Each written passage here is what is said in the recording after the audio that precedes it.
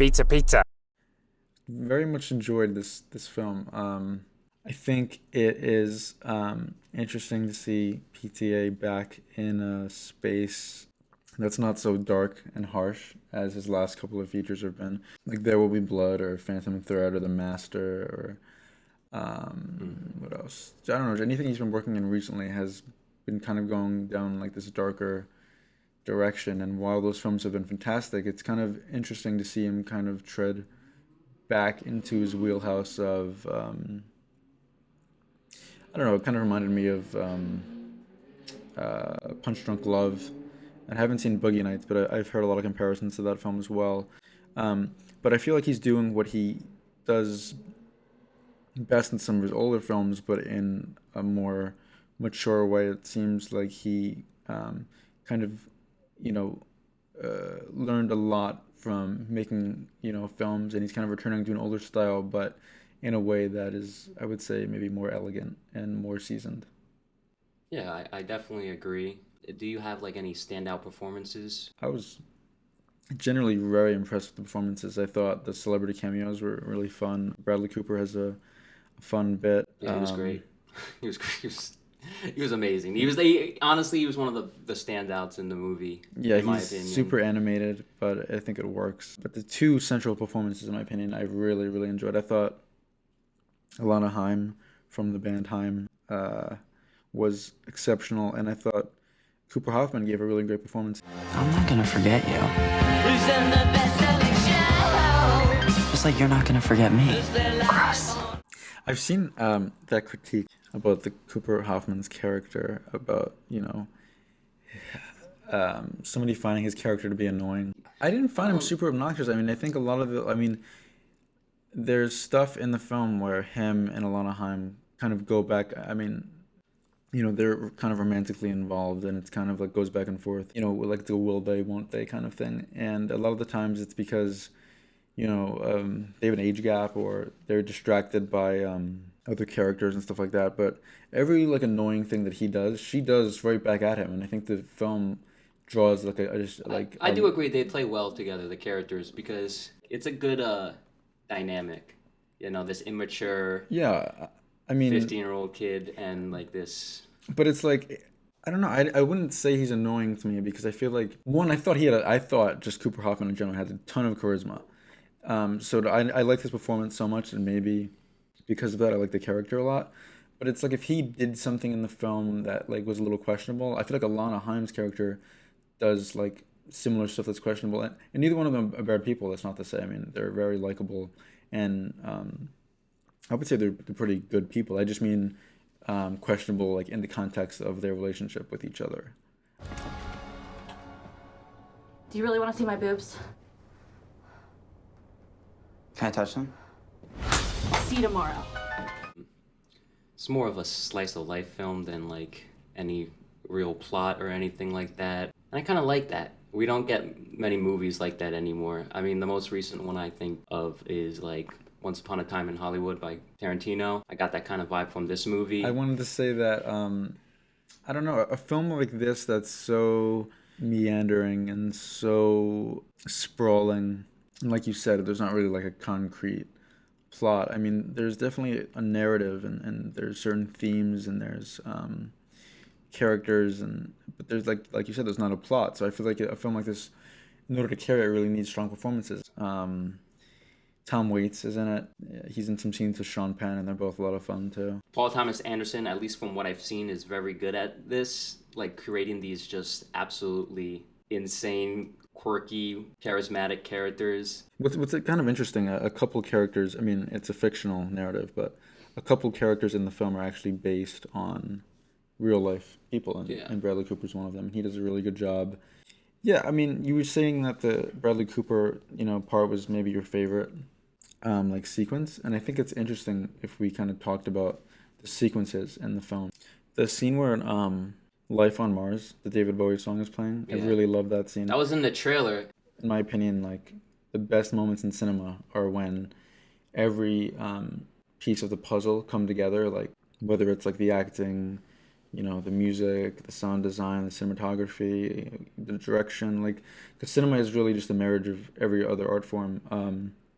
I don't know. I felt like this is a cinematic moment that I'm going to remember, and that whole sequence of um, Cooper Hoffman's like running. I really liked that sequence, and I loved the um, the ending when they were like running towards each other, when they keep like missing each other. She's going to see him, and he's going to see her, and I don't know, that scene I also really loved. And then it was showing flashbacks of when they ran at different points in the film. You A had lot of running in film. like A lot of yeah, running. there's a lot of running in the film. But do you remember? It showed like a glimpse of Cooper Hoffman running to her. When she fell off the Sean Penn's bike, and then Uh-huh. she was running to him when he got stopped by the police when he was Yeah. misread by It's a very spontaneous movie. Yeah. Just shit just happens, and then it's not to say it's Yeah. explained, but it's just It's almost it's just you just yeah. have to go with it. It was a little jarring at first. Even in the beginning, these people are already like on a date, and it's like the first 5 minutes. It's very unconventional romance in a way. The way it's introduced, it just goes straight into it and doesn't really. Well, I think PTA is kind of known for unconventional Unconventional, romances. Yeah. I mean, I think you could easily look back at like Punch Drunk Love or Magnolia. I think it's weird I hang out with Gary and his friends all the time.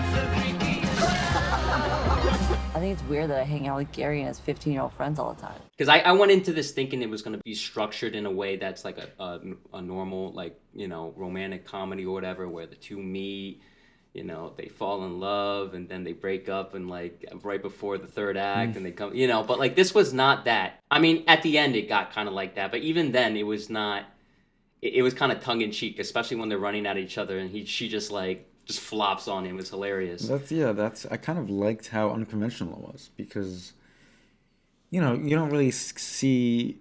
I'm kind of sick of that, 3-act structure, especially in. Like, it could have been so much more conventional than what it was, and Yeah. I guess I enjoyed how the movie kept you guessing, and you never knew what was going to happen.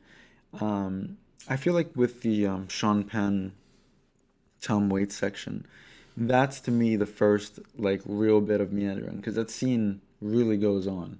Yeah. Then they go outside and do the whole bike thing, but Yeah. it doesn't end, and you're like expecting it. Like most movies would just kind of cut, or like not hold up. But this on movie that. does do that sometimes. It'll just cut to the next thing. Well, that's what I'm saying. I think it's just spontaneous, but it doesn't cut when you expect it to cut. Yeah. Whether it's long takes or just like more random cuts, it doesn't do what cinema trains. I mean, what you've been It's trained not to the do by typical other. film language Yeah. in its sense, and I thought it benefited from it overall. I mean, I had little issues with it, but I really like this movie, and I think it's one of the best of the year. I think it's worth noting we saw it in 70 millimeter. 70. Sorry. Yeah, And seeing it.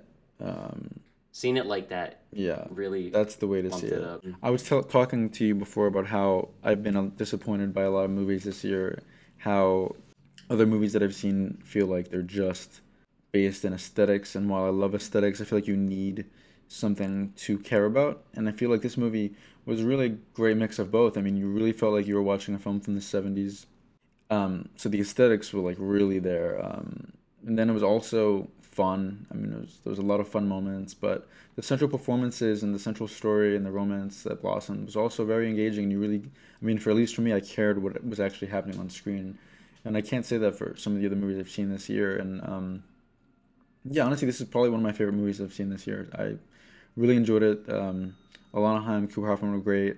The other performances were great. PTA's direction and cinematography were great.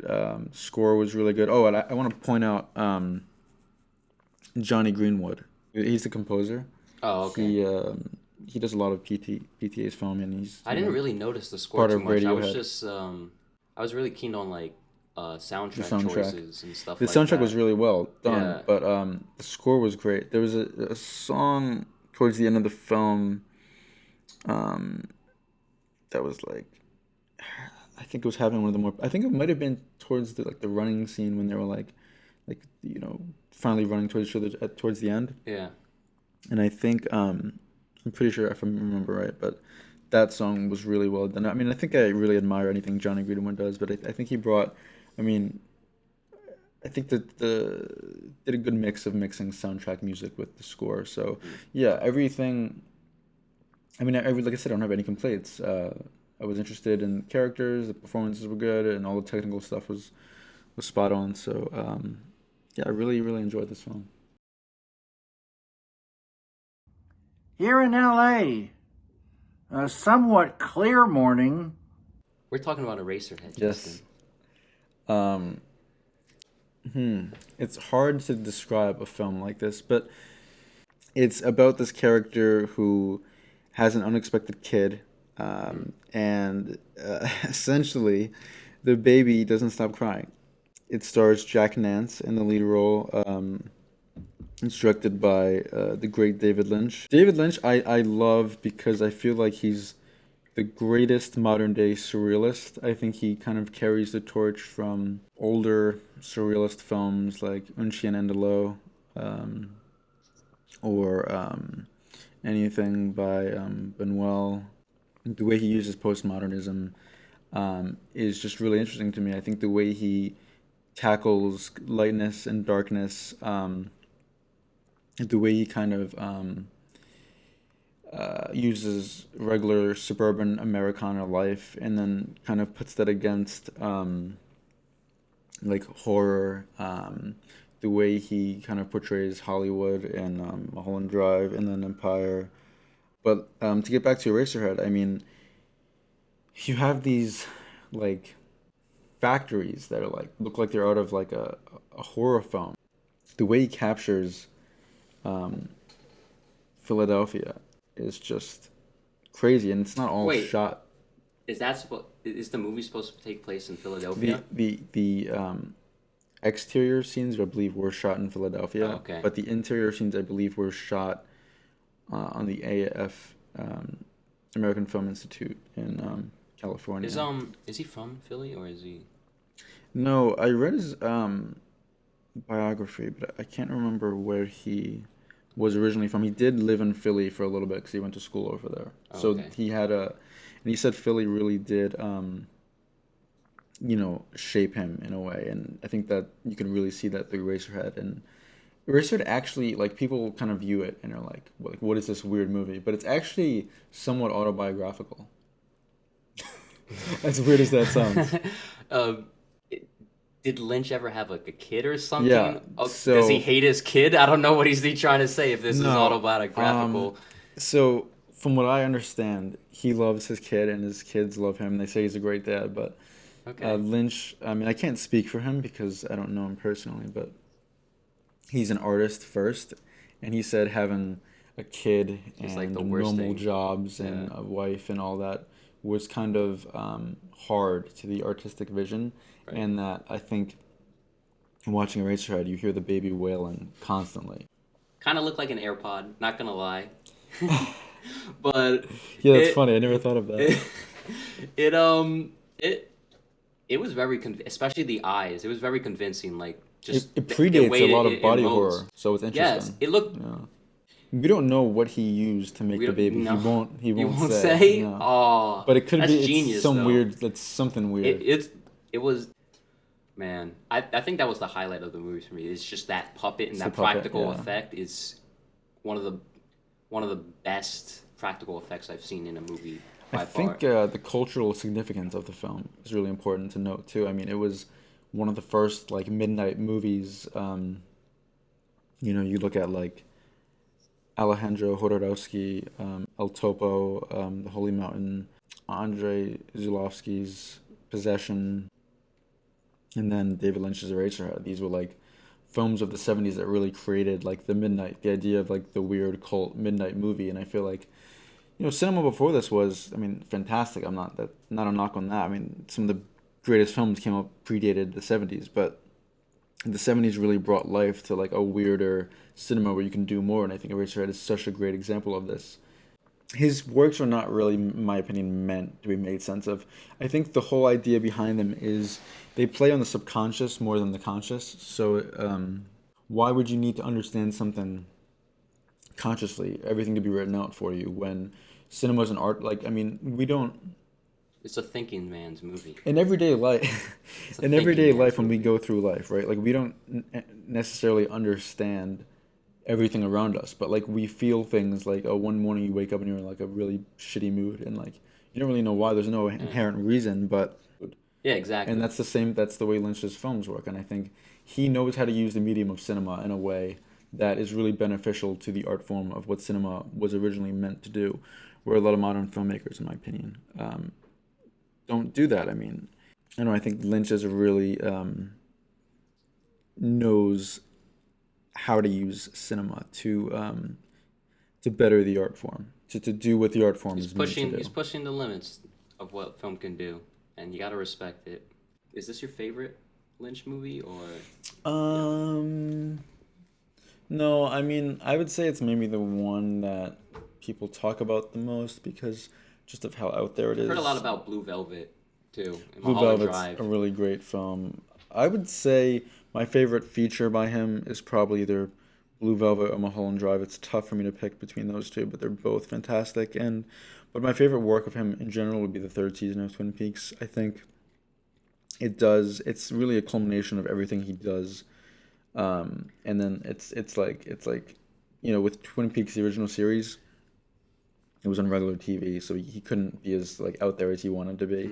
But with the newest season, it's like you have the characters you love from the first two seasons, but then kind of the more like weirder aspects of the films. But then, it's like 18 episodes, and each episode's super long, so there's a lot to play with, and to me that's like his magnum opus. And I really hope he either does a fourth season or a new feature or something else, because Does he have anything in the works?